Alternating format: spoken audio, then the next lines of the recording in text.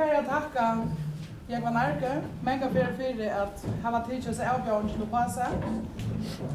Og tid hittest, om ikke første fer, så hvordan virkelig første fer i år. For til at du hører vi å prate sammen enn å løte. Og Paul, du har til gå om hånden. Ja. Men det kan jeg si at Jekvann Tord har ikke gå om hånden. Ja, takk for det. Jeg skal røyne at komme Jøgnes her avgjørelsene. Jo, jeg har hitt Paul Einar for fyr, og det var Ola søker for 4 år siden. Og ta var maut langt og færre underrettet her prosjektet som nå fyr av Bakkastotch i kveld. Og vi da var snakket om det ødelig her 4 årene, og nå vi så kommet til klimaks. Og til begynner vi at Paul reiser seg opp og synger en sang for dere. Og sangeren eiter alt å elske det hele land, halt igjen. Og Paul sier at han gjort det unnelse. Han trojørende. Kjør så vel. Takk.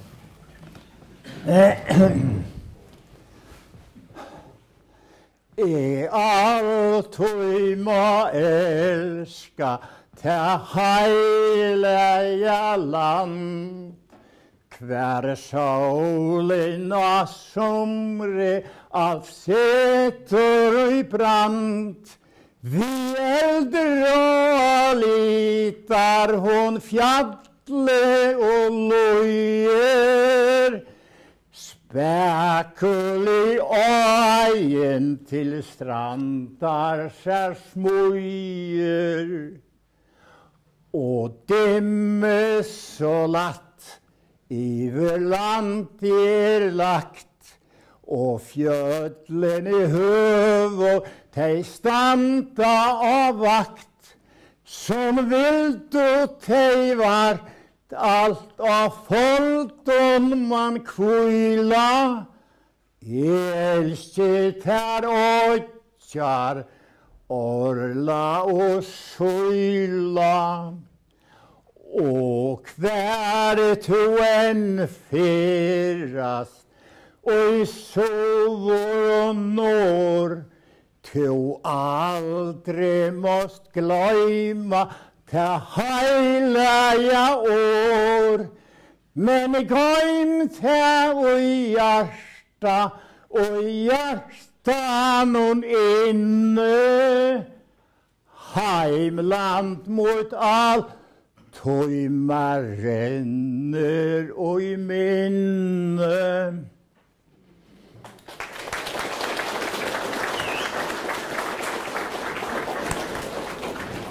Ja, takk for det, Paul.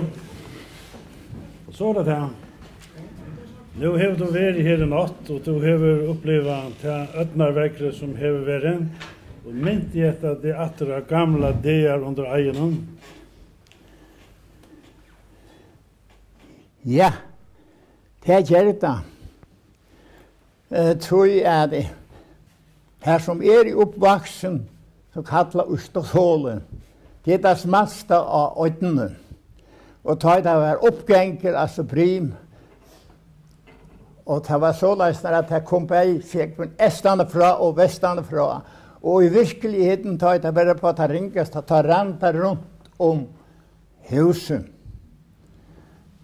Så løsner vokser opp her som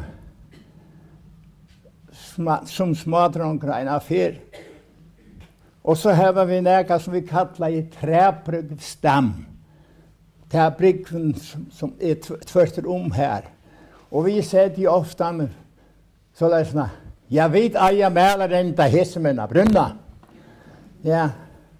Og her spalte jeg nere ved Kjekven, og ta i det hever brim, så var træbryggstammen fotler. Av Kjekven selvfølgelig. Og så her spalte jeg ved skipene, og ta jeg det ikke var vever, ja, så har vi gjort sånne små træskip som vi spalte vi oppi av landet. Det var enkelte dranger hjemme i bygden som kom, så sa du vid og snakket sammen om det, så løsnet jeg det. Og skålet det tvert rom? Og så skålet det tvert rom, ja. Men det var så att vi kunde komma i brunna. Och så stod männen ofta här nere vid nästene, badanästene, och huggde efter om. Kurset där säger nu öttlar han väcklig och så bred heim i köknen hål som nu faller samman. Tvärster i myrorna som nu fotbollsplena. Så där drar båtarna väck ur nästan om. Jag kunde inte stanna här. Till så kom jag från eisen västande fra. Sådana gick det ta i primvär. Och så när folk var det i huset i Ståthållen? Vi var så pappa och mamma så fyllde på Drams. Och mina var gift och hej på ett hus som jag nu har så i natt. Och Mia som nu är här för 4-5 år gammal. Hon får till Havnar da hon var 14 år. Och som vi kallar Athena. Hon var i tja forskjelligen och i Taushavn. Jag kan minnas 2. Hon var i Negg-Artjane som är Nikolaj Skalan. Här han som pappa, han som hej Skalaborna i Taushavn. Och så var det bara vid efter pappa och mamma och Peter Hans och jag. Och pappan är Jakob? Pappa min är Jakob, ja. Och kvene var han? Han var av Gliverun, ur Kolvhusen av Gliverun. Och hej så gifte så vi mamma så fylligt. Och hon var? Och mamma min var ur Gäre. Dotter Paul i Gäre i Nörse. Och hon är? Hon är Inger Kristiana. Och det blev Vank, som vi där till efternamn. Och jag fick vita, eller fick vita att vit, alltså mun. Vi var i ätlenta li efter Nörsiapot. Och jag äti alltså efter Nörsiapol och efter Abba mun i Nörsi. Och äti Paul. Äti faktiskt Jonathan. Får jag till Jonathan? Ja, det var till mamma säger att jag skulle ha det fortalt. Säger att jag skulle äta efter Nörsia Paul och min pappa som hon säger till Eisner Paul. Och så säger pappa, säger mamma, så vill jag Eisner geva Paul ett namn. Och det ska vara efter profeten och Jonathan. Och det är mot fotla navn Paul Jonathan Wang. Och så hade det då stått hållen? Ja, och i min uppvuxtrum, som jag var småbarn, för jag ser det bast ut som det är, det var mig fantastiskt. Det var inte nek av livet av. Ja, pappa min han var så til skips. Og det var så løsner at man færre av Seierberg og få okkur til å ete. Og ta ikke var vevere for Seierberg eller næka, så hadde vi, naturligvis hadde vi en grind, så hadde vi til livet av. Og jeg sier det som det var ekvelige lyd. Jeg vil si at det var ikke. Og jeg måtte mette meg. Det først vi tenk. Ta et hei vil jeg sintre oppgående, så var nekve tære kommet opp, og jeg melder ikke. Og så får de her, og jeg tar til lenge tære pløyene som de sikkert kjenner, og rev til av, og så tar inn i og tar av det så, og ble metter. Og så har jeg naturligvis en knuv, så får jeg stinka flir. Jeg kjenner det sikkert. Og så har jeg en knuven å skjere maten innan ut til å ete direkte som han var. Men så fann jeg på at gjøre meg det lyd i eldste her nere med steinene. Og her har jeg så lagt en sinkplate iver, og så fann jeg meg några torra träpinnar da jeg skulle i kind opp. Jeg har tändstickar, funnet meg tändstickar, og jeg har en avvuspapir og tendre ui for å få det loa.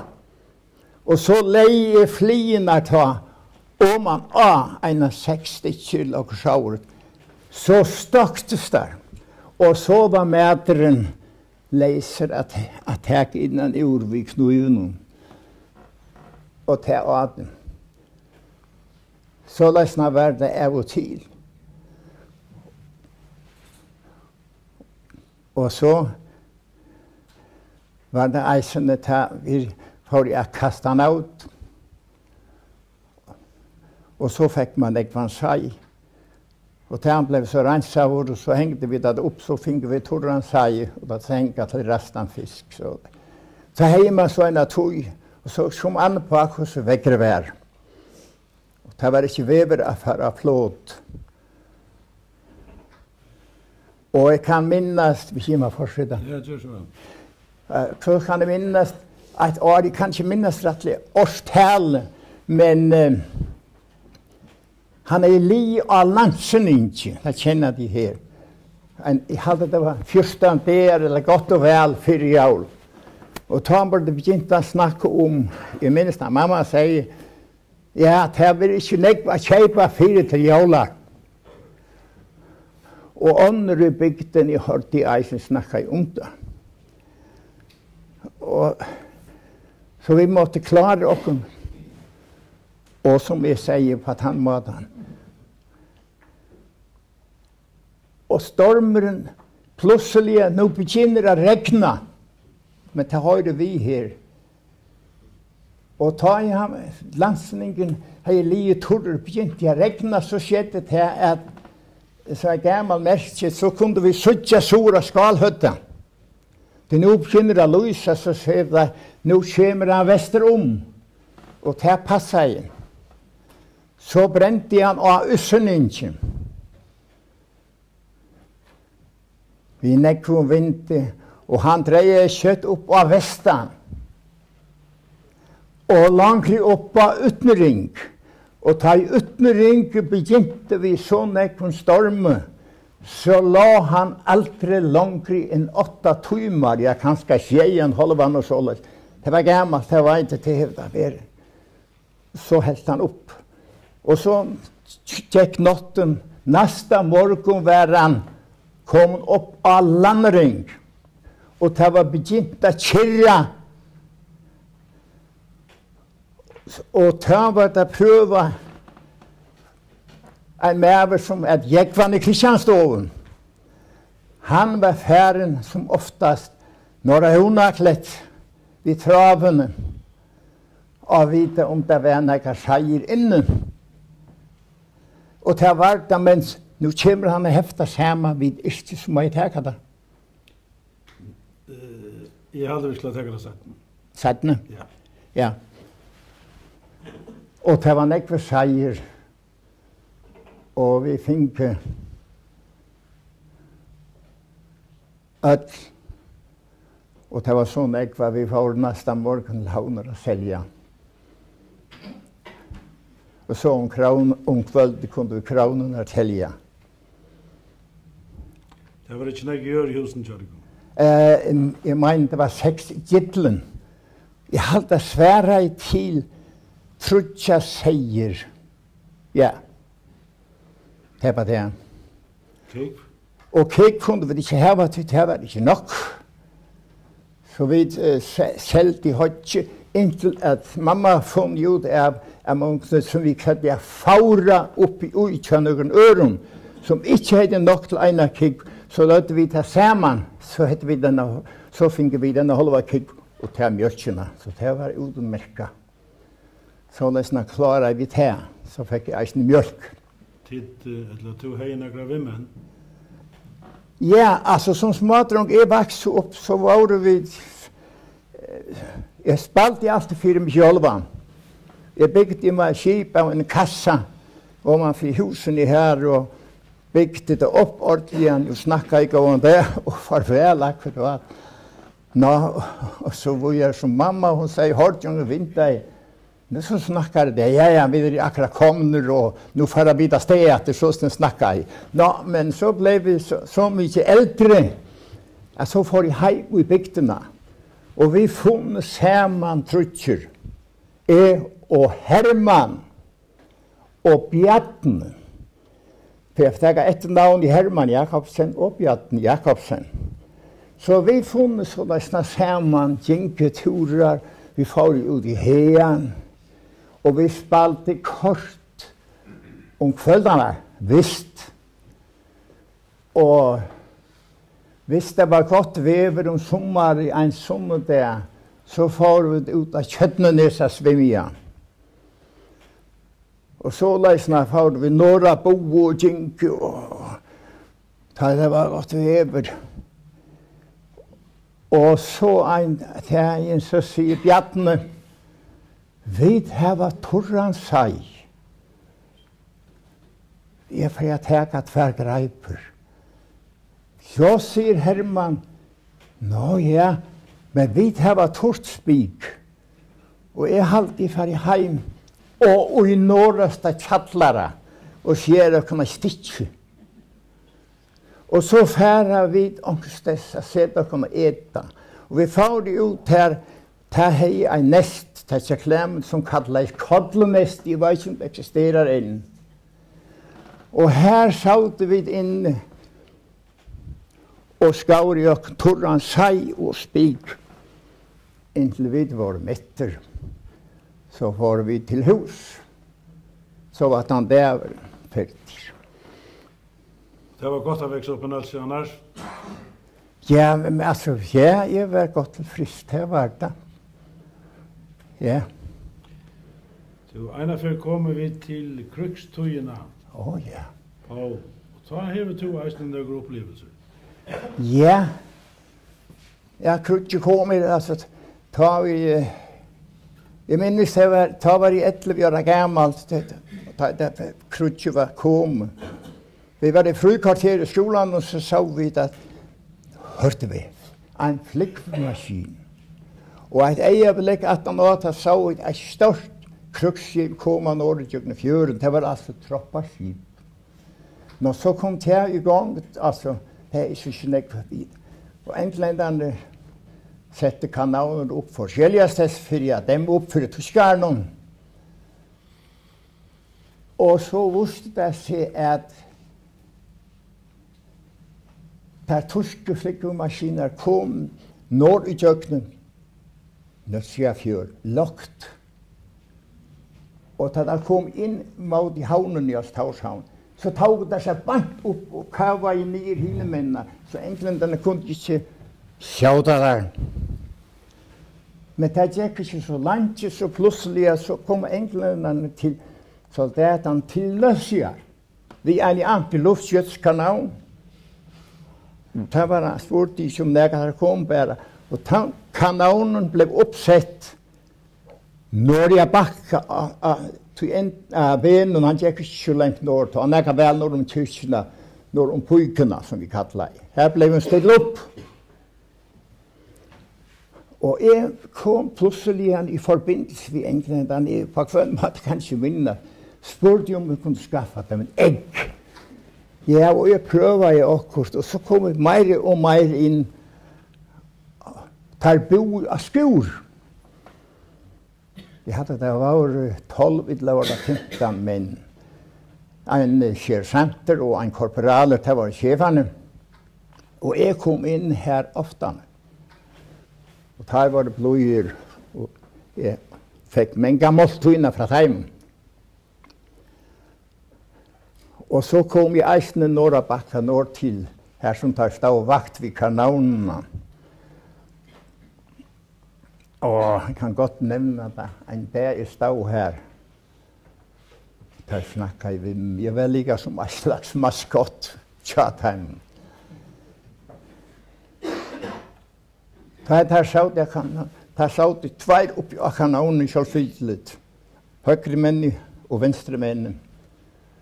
Der skulle sikta hvis du kom med maskinen. Annar har siktet opp etter hyn, vannrett. så sier det, on.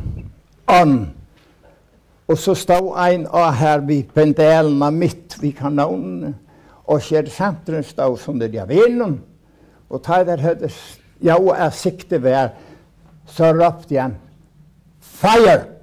Og så hamret han foten ned i pendelen, og så reg rakettene opp. Og da kom flikkvaren når, og jeg sa han ikke ramte, men han kuente efter omnøsøydene. Omkår sier han var visst nok størst over i høyden. Det minnes det.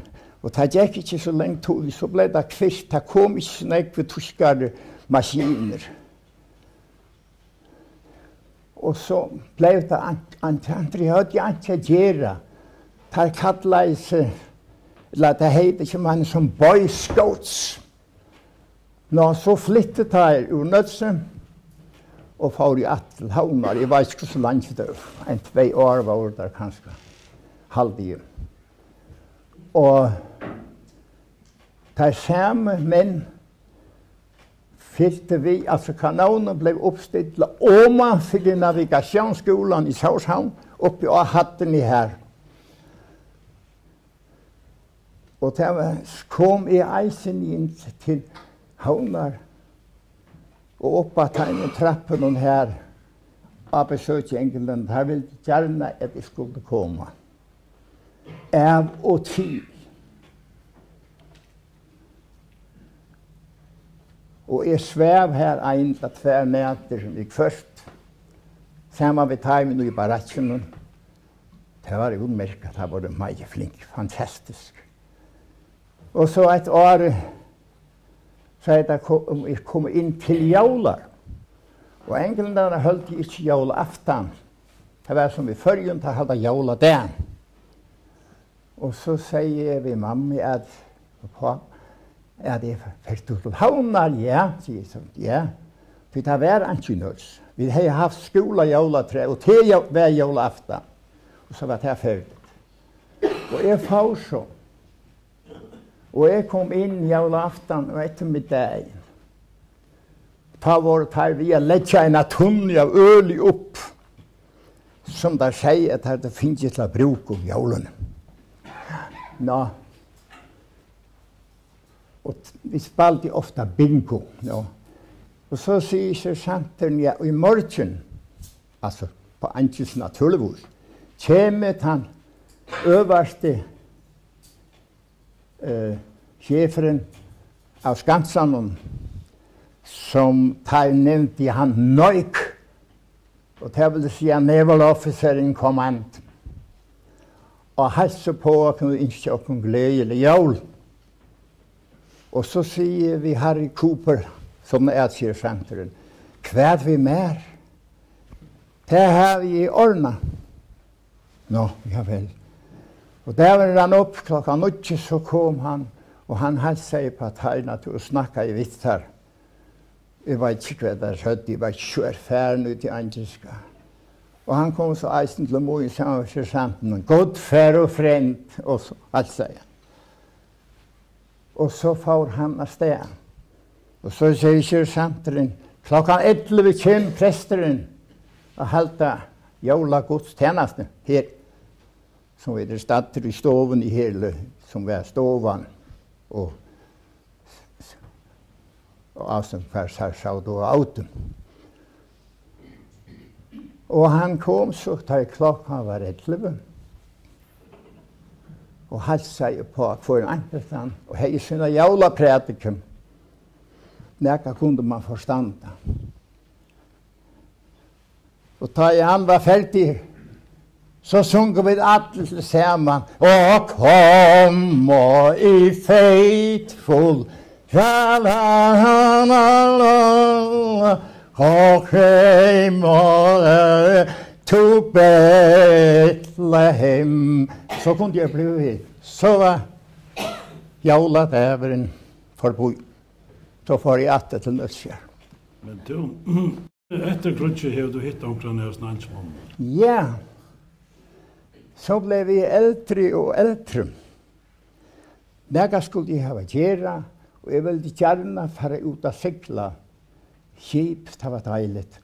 Og så endelig rant han dagen opp at jeg får til skips. Jeg traff inne i Torshavn. Hjalp Andreas Wang. Vi var sysnabød. Pappaene var badger naturligvis. Og så sier han vi kunne komme. Vi? Jo, ja. Jo, det var spennende det her.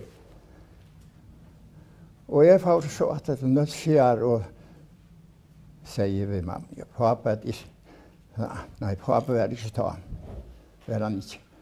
Så gjør det med klærene, de ble bunten, de ordnet mamma, ja, selv vi hadde arbeid i utlene og kære og spunne og bunte undertrøyter, røtter og håser, alt man kunne bruke. Og så får jeg sted til skips. Jeg hadde vært et år, eller kursåret, som dekkare, så sier jeg, Andreas, til Paul Toma fer i skolen, til du skal være min beste med, og ta videre, vi tar bruker ut i førgen, som styrer med. Hvor skipet var du inn? Og skipet er Columbus, og har de hjemme inn i Skalafjorden inn til DP Høygård, det var Reiarui. Og jeg var vi i 5 år. I Grønland. Vi får jo vare i mars måned til Osland av Solanden. Og her var vi fra 12 mars ut i Atlan april måned. Og så om 12 mai så var turen altså oppe. Utgjøren var brukt, og så var jeg så forut hjem. Så skipet skulle av beding av pussast opp til vi skulle til Grønland. Og her får vi til Grønland sånne 20. mai til akkurat. Og det tok okken 8 dager å segla. Og her var vi så i 4 måneder. Juni, juli, august, september, så hjemme til september. Og da man fyllt lasten av en affær, så la et maurskip inn i Føringehavn som vi lasta i fisken ui. Og tog utgjør til vi skulle hava. Det her skip kom fra England. Det het forresten Madonna. Og så finner vi det utgjør ombord og salt og så videre. Og så får vi det ut etter å fiske. Inntil lasten var fått latteretter. Og ta var, som man sier, sommeren ferdig og turen ferdig. Så får vi hjem. Og det finnes jo nekvann fisk. Det var heldig første år. Det sylte ikke alltid kappa? Nei, det er rett nok, ja. Normalt så sykler man for å bo i kapp farvel. Men så var det må jeg tenke vi, så var det så løsende året 4 ta. Så var det fisket i Solgrønland. Og så gikk ekkolotte i stykker. Og det var ikke så godt. Så la vi her, så vi noen grønlandske båter, så stoppet vi dem her. Og spurte om det ikke var, vi hadde hørt om at det var amerikaner et eller annet sted inne i Skovfjorden. Jo, søtte der, men det visste ikke noe om det. Men vi tok sjansen og ta om etter veien. Vi får jeg sikla om Skovfjorden lenger. Og morgenen, jeg hadde det vært ved 6-togene, ta sutja vi ned inn i landen her, at det var oljetanker som stikker opp av hjørnet. Nå, her må være neka. Og så kunne vi skynde at det var kaianlegg. Så sier jeg til Jakob Andreas skipare, ja, men hva er dette for neka? Vi er i Grønland, ja. Og skynde vi åtta køyre flatt opp. Nå, og vi kom så spære leie til kai, så kom det 2, eller bare 3 militærmenn bor. Men det er fria litt og spurt, velkommen her i Gustav Verasødd. Og så sier vi beina veien at det var gale vi kjønn. Ekkolotten. Det kunne det gjøre. Jeg vet, det er ikke eksperter i ekkolotten, men til mer radar. Men jeg vil ikke på det. Og så får det i land, og så kom det etter ombord at vi greien. Og får i gang beina veien. Altså, jeg vet ikke hvordan det gjør det, men det fungerer. Og mens vi la her, så kom en lastbiler ombord, og her der bjau i okken, og i land, hvis det var flere som kunne, det var ikke alle, og kordet det av mannskapen som får vi rundt her. Ta opp det jeg vet at det kom bæg om fjallet her, jeg vet ikke hva det eiter. Nå såg jeg en massa barakker, det er en hele bøyer nesten. Og så var det, og flikkeplass her så det 2 maskiner. Og jeg snakket i vitt at vi kunne komme av. Og så forklarer jeg at jeg flere førende forbindelse over til Amerika, den der, og længere ned i Europa. Og så snakket vi om når vi skulle afsted herfra. Mennene som hadde vi ekkolot i Ager og Gjørsta. Ja, vi skulle i morgen, så gav jeg der et sjavkort, og det var jeg som tog om audet. Jeg prøvde det engelska som jeg kom. Et sjavkort i Grønland. Og her var det prins Kristiansund. Nå. Og prins Kristiansund, det er altså sunt i middelen Eggersø og fastlanden. Og her ute i Eggersø, her var vi Kapp Farvel. Og her kunne man merke i korten, og her var enkelplass, hvis det var vekkere var vanlig. Det visste dere, og det var så i orden. Men det var sånn at vi hjelpte oss mest ved ekkolåten. Vi visste hver vi var, og så ikke korten, så vi kunne vite, nå er vi da fulla bank for eksempel, og så vet vi hvor så langt det teker, navigerer vi selvfølgelig, og nå kommer det ut av, og så da neste banken, så hvor gjør det. Og så kommer vi så om mot kappanen, og så småtte vi innanfyr, og kort utjøknen prins Kristiansund, så vi snutte hjørnet her og færre ut om Kapp Farvel. Og da vi kom ut hinne med prins Kristiansund, var det fruske vinter, vestan, det var utmerket til å sigla. Det gikk utmerket godt. Egentlig var det alltid 200 fjordingar vester og Vestmann og Øtjen i Oslandet. Så endret jeg vekkere, og så kom man allensen ikke. Vi øtnar vekkere. Det var således når vi måtte legge bak, vi kunne ikke langer sykla. Det var omøvelig, og skipet var fullt av fisk. Vi hadde mer ui enn det var løyvelig. Vi sa at vi får føringa havn i at det fleit inn, at det ikke gjør lenseportene. Og så sier vi skipene her og sier, ja, men da vi kom efter om kappan, så kjekkene saltare. Ja, det ble det snitt lettere, sånn er det. Det ble så ringt vever, og kjekk tala under. Det var virkelig øtnar vever. Og mannskapet, de måtte ikke komme opp ur lokaren. Det var øvelig, det var simpelt og møvelig. Og jeg svev i kahyttene og hinstyremøveren og maskinmenn. Og her søk mina vakt, og det ble mer og mer, øtnar vever. Og så måtte vi litt jo verge okken. Og så fleit jeg skip oppe mot vinden, naturlig mot øtnar vekkeren. Og så hadde vi ikke for, skal man ikke ha for nekva framdrift, jeg kjenner de som sjåmenn som i her. Og så sier maskinmesteren, vi så ned, ikke koble ur, så det ikke framdrift. Og så falt skipet av beina veien. Og så skulle vi ta en oppatter, og så atra dreie beina veien og full drønne på skipet. Så når stod vi holdt anna døgn. 8 mat og drekka.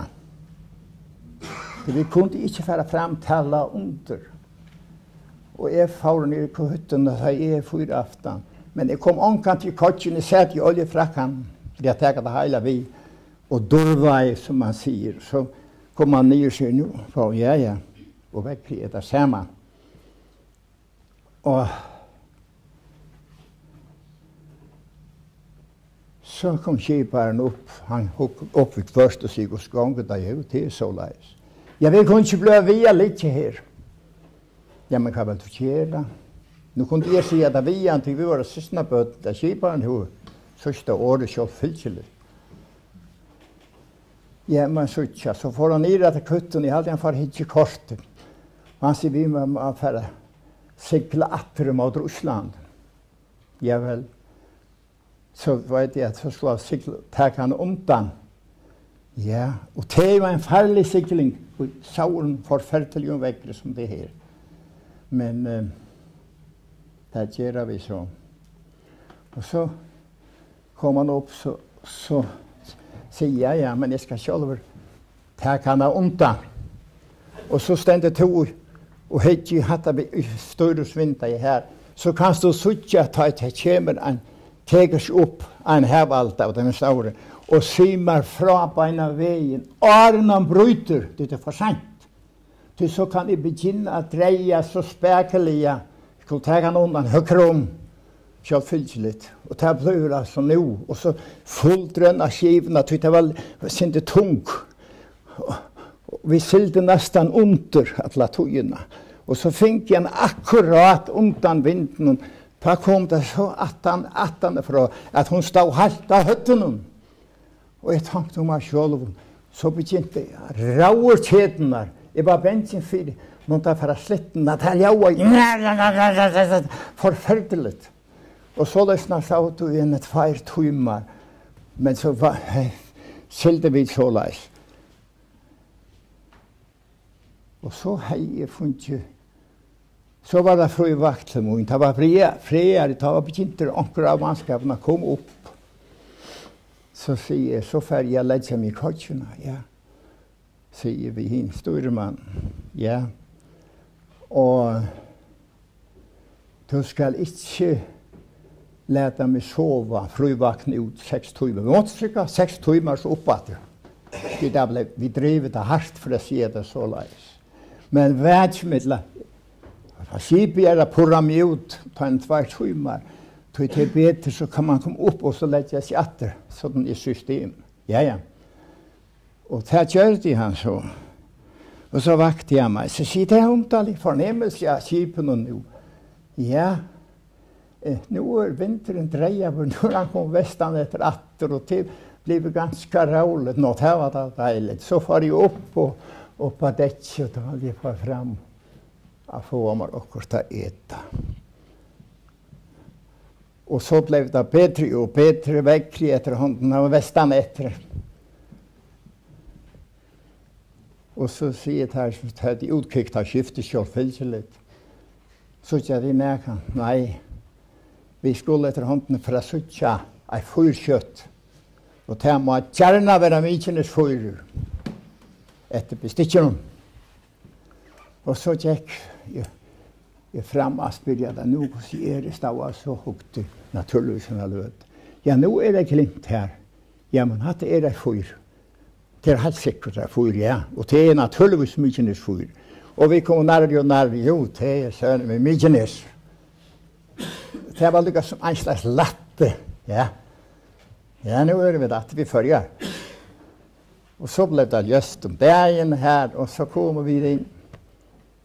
Här på Midjenes. Esterköken, Skåparna fjör.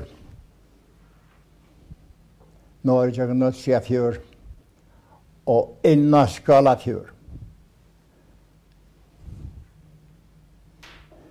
Men jag var nog inte färdig vid engländarna. Tror jag att jag vet inte om det var ta eller det var åren, men till lycka mycket. Så var det flera årfärden, så tänkte jag nu får jag ringa till England. Och vet du kan få fäder och rädd. Det var han som var korporaler här. Och jag ringde så upp. Så kom han till. Då kan jag träffa rädd. Alltså det var på Antiköpet. Ja, jag blick. Så var det påbjörnsare. Så kom han till. Räddskåren där och allt det man kan säga. Och så bjöd han att komma till England.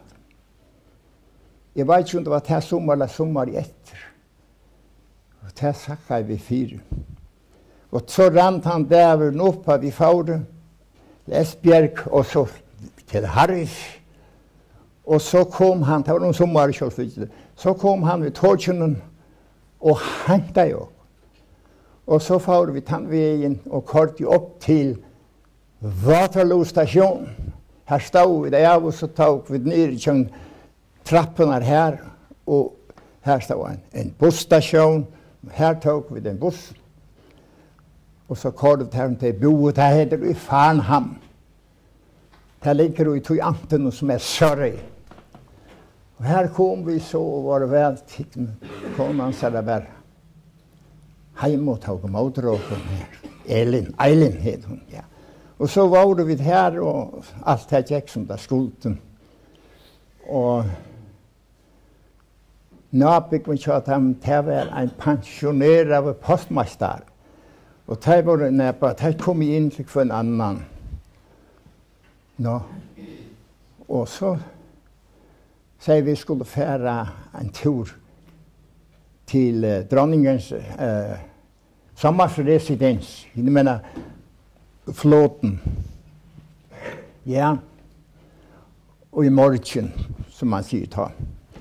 Og så sier Redd, jeg kan ikke komme vidt, jeg skal passe virksomheten, at jeg har et potteri.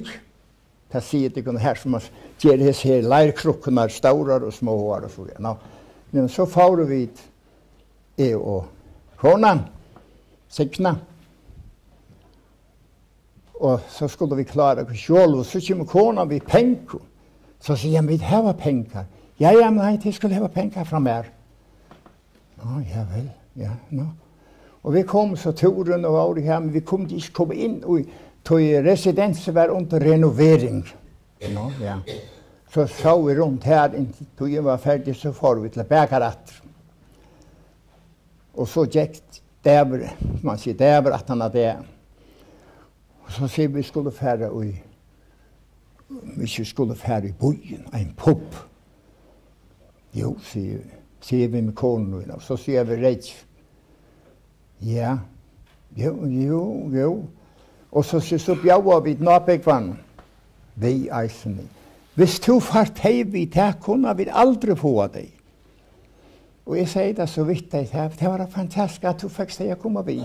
Ja. Så får vi det, så måtte jeg finne det nærmeste hver vi kunne fære. Så kommer vi inn her, ja, og vi setter oss. Og så sier jeg, får jeg opp og bestille oss noe å drikke.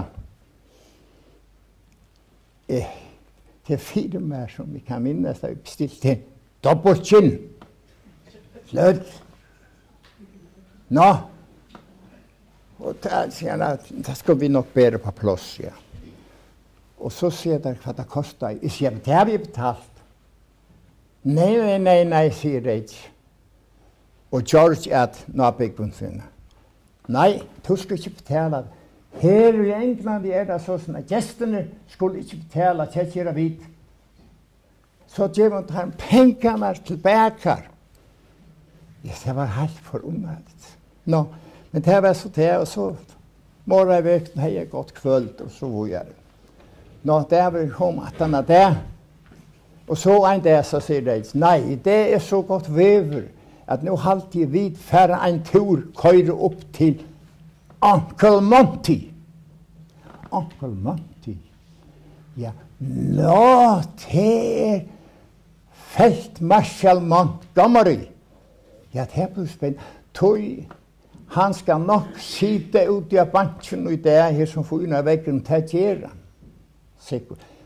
Og Montgomery, han var ungkarl som han bo i ensamadlen. Og vi kom så i bilen her opp. Jeg hadde dette tog som en 20 minutter å køyre. Sida med øveren av banken her. Pent hus, sier han her. Og Redd, og han tar snakka i sammen nok som jeg ikke har forstand på. Og han forklarer hvor jeg var og så videre. Og han reiste seg opp. God fær og frend og ja. Ja, jeg visste ikke hva jeg skulle si. Så det var. Og her har jeg et uthus her fra husen. Her inne i skuren. Her stod kampvogneren til Montgomery, som han hei ta han var i Afrika. Så fikk jeg eisen se til.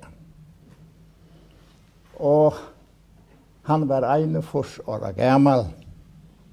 Og vi takket så for vidt av stedet. Året etter døde Montgomery. Han ble begravet i sønnen egna haven. Paul, en av fyrir først i land av Columbusen. Da har du sikkert hitt okkur kone fra kvar. Nå tar jeg for et postum. Ja. Nå, ja. Men så var bare fremme i togene. Det var tog at det er rett nok. Det var åren i forhold til Grønland til året. Så sier mamma til det brev til den her. Nå, ja. Så leser jeg. Så det et brev fra Danmark, selvfølgelig, fra en jente som Ranvoa Paulsen, og sier i arbeid i en hotell i Kastrup. Det skriver hun. Og arbeid sammen med en dansk jente som heter Sine. Og til således jeg skal ha ferie, men jeg kommer til ferie at det ble først i oktober måned, og dette var i mars måned, eller hva det var. Og til munn i øren det å spørre om henne, jenten, kan bygge tjatikken. Og så sier vi, venter meg til mammoen, og så sier ja, det må vi prøve, ja. Og vi fikk så svære at Arne får av stedet på et brev.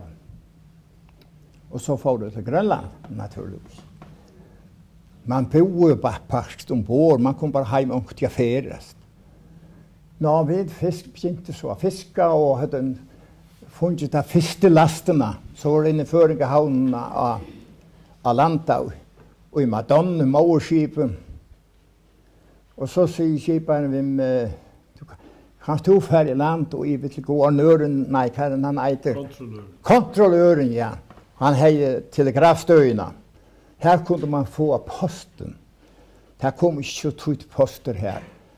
Ja, men det gjør jeg så faurig her. Det var danskere så fyllelig. Og jeg fikk en stakk prøv til mannskapet. Jeg ble av Jørgen her, det var finest av over. Her et til min. Og da ble vi spenter. Jeg kunne ikke hva det var fra. Jeg kunne ikke bo inn på bord, jeg sette meg her. Og en klett åpnet brev og lese. Det var fantastisk. Det var virkelig spennende. Det lå i brevet nesten vi hadde kjent. Nå, ja, men det var utmerket tungt i meg selv. Jeg fikk sånn at jeg ble helt sterkere. Det var ikke sterkere nok å klare det, men det var så spennende. Nå, så får vi hjem til følger ta. En heste var kommet, og la her så i september. Nå merkes det at disse jentene skulle komme til følger. Det var 7. oktober. Jeg får så dagen 4 inn. Leia dagen til Kjalder kom alltid inn. Sånne kveld klokken 20. Og får inn til meg i siste måned, som jeg kan være her. Ja, jeg fortalte inn i søvnene, ja. Og så denne løte, så får jeg vinter i hitje, så jeg nødde fjør om jeg kunne suttje en lanterne. Nei, det var ikke suttje. Nå så setter jeg, så sier Mia til meg, jeg setter nye, Paul. Ja, men det er svært å sette seg nye. Ja, men så prøver jeg å sette meg nye, så kommer vi til å snakke om et eller annet.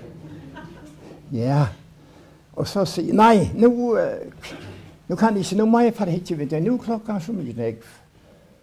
Jo, nå er det en lanterne, så du, og nå ser jeg fjør. Det er ikke aldri så vidt det til. Ja, på jakken og på, og så ned til havnen.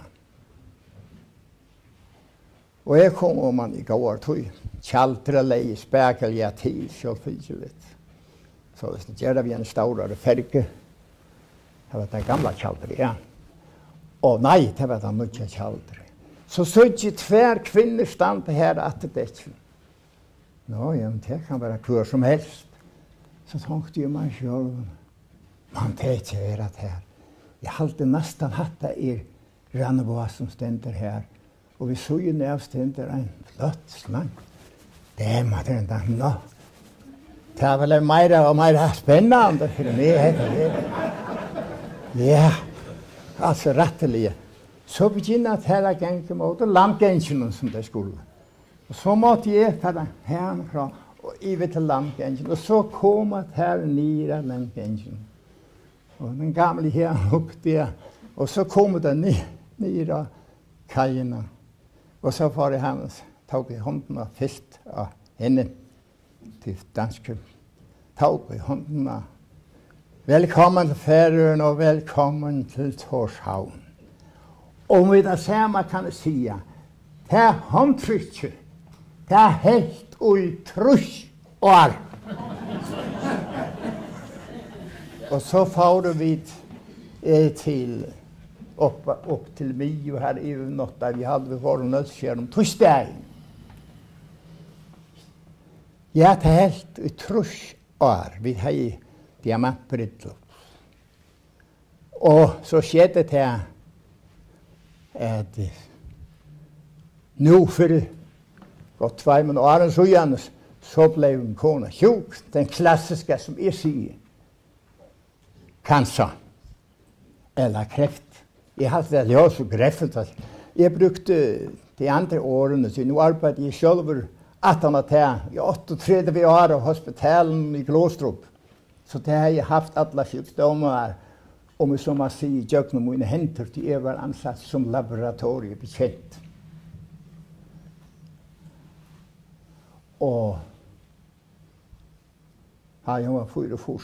Jeg hadde jo vært 27 så langt. Så døde hun som sagt. Og det er godt og vel 2 år siden. Sådan har vært her. Tid du giftest nakka kjøtt? Ja, og dette var 4,5 trus. Det var godt å si det her.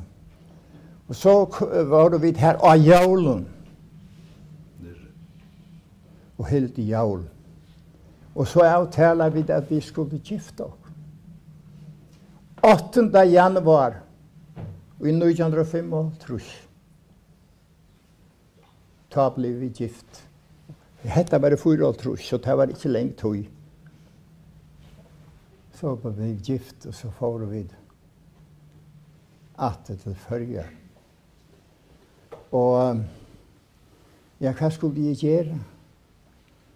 Og tenkte meg selv, jeg kan ikke bjaua kone mine som hun nå at jeg er ferdig i mars måned til Osland. Kom jeg hjemme til inn i 14. så skal skipet opp av beding. Så fer jeg til Grønland og så med restene. Hva skal hun gjøre i 4 måneder eller 5 måneder i Nølse? Det var ikke arbeid i et eller annet sånt. Jeg stopper vi sånn her. Det må bare si, jeg vet ikke om man kan kalle det at man har vært så forelsket over dette ganger, men det kan ikke bjøne. Nå, så var det hverken verre eller bedre enn det jeg gikk.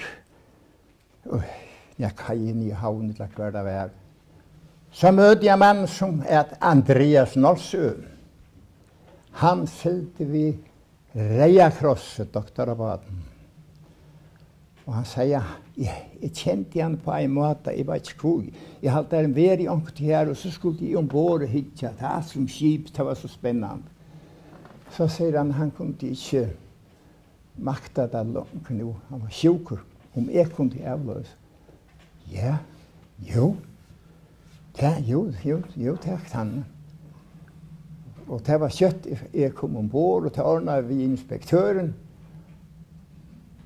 Og så sylte jeg som skipar vi Reiakross ut. I hvert fall i 4,5 år. Og det gikk godt. Vi var 30 manns. Jeg og Martin Torger og Så var jeg maskinmester i han, og var av eie på Poulsen, at han. Og det gikk ut med, det var, som man sier, hardt lojg om veteren.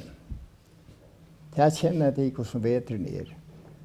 Og naturligvis jeg har konstant vakt, døgnet rundt. Så jeg sier der vid telefonen, det ringte fra hospitalen, og ta i vekkere var almindelig, jeg så at jeg i ordan. Og ta ringkasta som vært, det var ta i det var ibavever. Skal du fara sted, ja, skulle tid fara sted, eller skulle vilja være.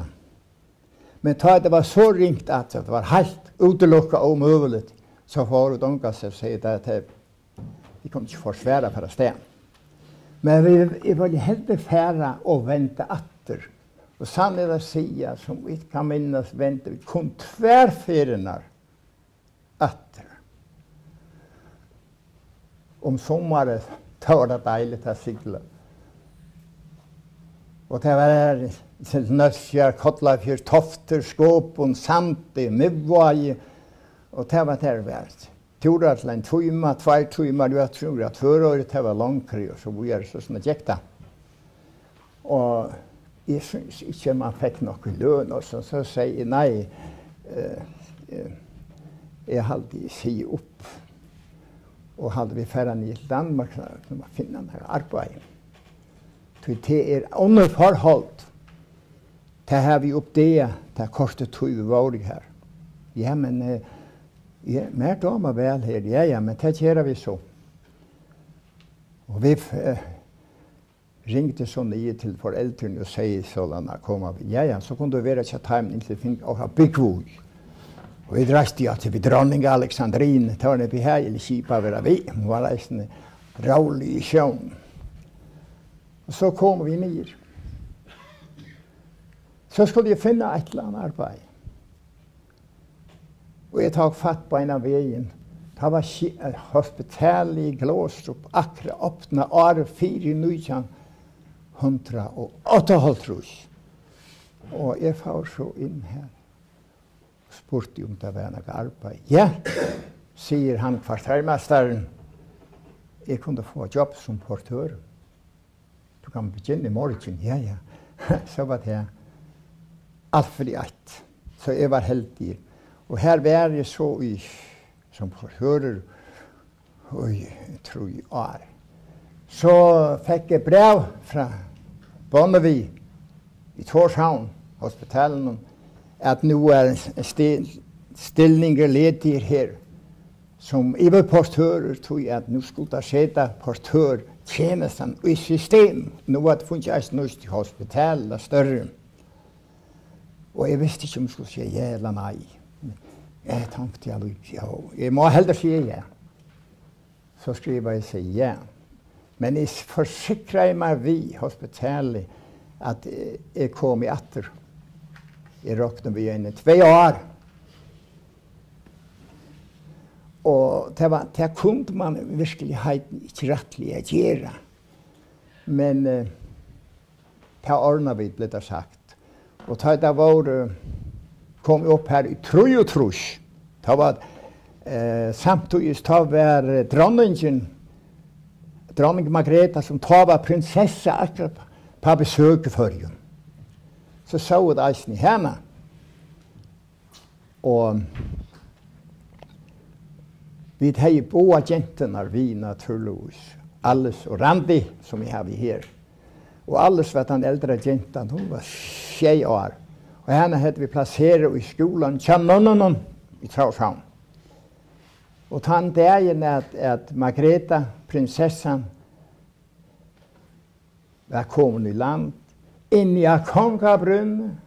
Her har nonner, eller en nonna, tid til alles, og en pena bukett blomster. Henne skal til å gjøre prinsessen til en kjemer, og vi har bøylet i henne. Og hun gav henne og sier velkommen. Er det henne? Og så var det i det stedet. Det har vi hengende i heimet, det var vidt, ja. Det var det. Og så flyttet vi datter til Danmark. Og jeg fortsatte så hospitalen. Så ble jeg dannet som laboratoriebetjent. Og fikk et spesielt arbeid sammen med, nu blander jeg ved dansk, sammen med en iverlagna. Vi havde sådan en stor speciel undersøgelse, myelografier og andet. Det var kun os to, der ikke skulle kunne gøre det. Der skulle bruge nogle fysiske kræfter. Og her var det så i 4-5 år i røntgen. Så blev vi ligget som på en måde bilen spurgte om vi ville komme over til Patologisk Institut. Og her har jeg afløst en af 2 dager. Og jeg sagde, ja, her skal vi komme. Ja. Nå, så sagde jeg røntgen, at vi ansætter hos patologerne. Og her kom vi så i 70-tallet.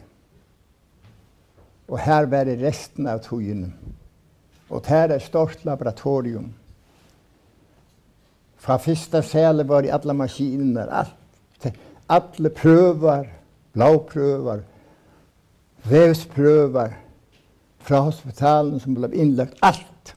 Og der skulle arbeides, køres i maskiner her. Det var 6 gløs i kvørjen og forskjellige slags væsker og kort og kapsler. Og så startet man. Og det kom alltid fjernarkivet.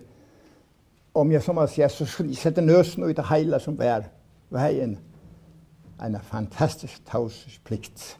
Det kom angen inn til fjernarkivet. Til meg og sjeflaboranten. Hvis lagnene bad om nære som skrivelsen der skulle forske i. Og så skulle jeg klare obduksjonene. Og det skjer at det dødde folk på en hospital. Og det gjør de så eisende. Da jeg var her. Så ble vi utnevnt til kvartermester. Og så må jeg på en morgen kom klokken 7:30. Min arbeidstid var 8:16. Men jeg var alltid her 7:30, senest kvarter i 8. Så jeg funnet alt papir på plass og var klar å svære at jeg telefonen begynte å ringe både her og der fra familien og øren. Og jeg hukte journalene og så da folk var avgått døden, så skulle lagnene ringe. Jeg selv ble blankettene til familiene, lektefellen, og sige, at den og den er død. Og så blev der spurgt, om der må laves obduktion. Så er det ja eller nej, og så skulle der stå, lev med det navn, har talt med ægtefælle med det navn, og har givet til obduktion. Så var det. Så siger vi, jeg har det helt klart. Til givet. Jeg skulle det læse, så det ved hvad det er i gang til. Ja. Jo, men det er i orden. Jeg har så sådan ikke var i dag. Så kan du godt begynde ekstra, siger jeg. Og det gør det så. År efter år efter år. Og så fik jeg et ekstra jobb. Så blev jeg balsamist i Surinam. Da kom sådan ikke for utlændinger. Tyskere, pakistanere, tyskere, Israel og forskellige fra her til Danmark. Og det blev naturligvis syg som andre. Og hvis de så døde, som de sen gjør det, så skulle de sendes hjem. Her de kommer fra. Vi flikvemaskinen. Og de skulle balsameres. Og det gjør de. Jeg har øvet mig ud til. Men det er så som jeg væsker. Det er så teknisk at komme ind ud i. Men kort sagt, så skulle man ind i vena femorales her i højre og få fat i, og så gav jeg en sprøjte, som gav det til hele systemet. Og efter 24 timer, så skulle det være i orden, så hugte jeg atter rundt at være i orden, ja. Og det var etter arbeidstid. Så gjør de følte at han var et la om nattene. Så det ble negv etter hånden. Så det gikk som det skulle. Paul, du var borter i 21 år, har du var atter i førjen. Ja, det er Og i meningen. Nølsen, det sier til at du var 6 fors. Ja, Og det ta at du gjerst han den her turen, her du gjerst den her Ischink? det var det 46, ja. Så var det her oppe, ja. Og ta får jeg nemlig en norra bakke her, som man sier, en tur. Og så satt de her og spekulera. Så kom jeg i tankar om det var her vi gikk, Asaiaberg. Det var her vi var. Og så sette jeg meg, om jeg kunne se at det ikke sammen. Det gjør det så godt som jeg kunne. Kunne vi ikke høre til Ischinkene? Nå, Ja. jo. Det kan være, jeg reiser meg opp med, man får mer luft til lungene så. Så gjør det til her ikke. Men skulle ha fantasien vi. Og til jeg så leis. Krækande ujan fram vid klättern smøyer. Avbliker en gamle strandena prøyer. Seier og i streimkante brester. Lurande kjeme likkan som avbågen gjester. Men rekjan out skulle jeg bøta. Kvinner som avår sida og tøta. Jeg skulle selja skipsdrager naturligvis. Jeg vann å tenka. Stendte vi spenning. Og i kvöld av vujtjene veret er renning. Skundar han heim, boar vi hast. Nautena i baten, vid røyna et kast. Nauten som alltid være stante, men gav veina drie hever av lande. Drea skal inn handan fyrir drengar, vid vauna at metta munnanar menkar. Kastet var godt, tredve var tråjene, frøya månen kvar sendte jeg om båjene. Nästa morgon til haunar a selja. Om kvölde kunde vid kraunar telja. Storan att det till glädje blev vänt. Han som styrer allt hever gavarna sent. Atter ska en iver okon miskunnar saul. Och vi kunde instjak för örum glädjelig jaul. Fedrar varer, orla og skyla, vid aldri tar gløyma, under mold tar kvila. Arv tar a bera vi gleie, Herren tar vætjer av efsta deie.